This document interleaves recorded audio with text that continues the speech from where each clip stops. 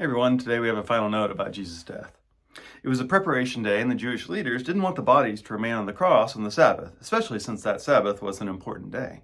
So they asked Pilate to have the legs of those crucified broken and the bodies taken down. Therefore the soldiers came and broke the legs of the two men who were crucified with Jesus.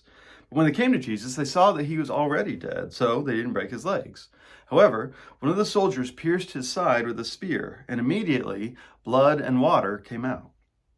The one who saw this has testified, and his testimony is true. He knows that he speaks the truth, and he has testified so that you can believe. These things happen to fulfill the scripture. They won't break any of his bones. And another scripture says they will look on him whom they've pierced. And following Jewish burial customs, they took Jesus' body and wrapped it with spices and linen cloths. There was a garden in the place where Jesus was crucified, and in the garden was a new tomb in which no one had been laid. Because it was the Jewish preparation day and the tomb was nearby, they laid Jesus in it.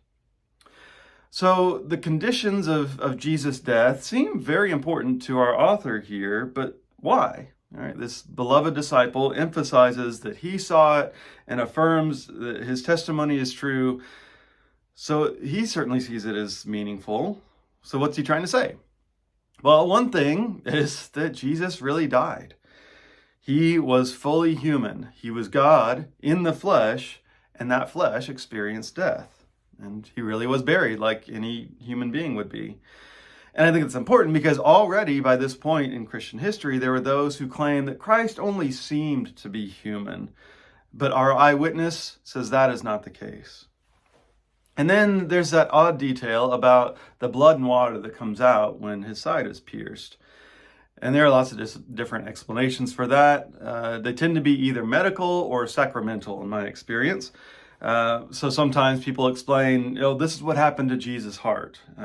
Well, that seems like more modern science, not an ancient perspective. I think we need to remember that John is a very symbolic gospel. So, right, things represent other things. They're signs that point to something. So, in this gospel, what do blood and water represent? Well, water is pretty obvious because it's almost always tied to the Spirit. Go to John 4, for example.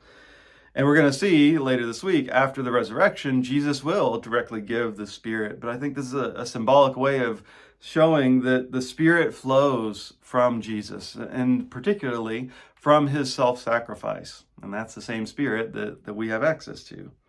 And then the blood that comes, blood tends to represent life. I mentioned before that there is no institution of the Lord's Supper in John's Gospel, and yet blood seems to tie in a lot, blood and wine, these things.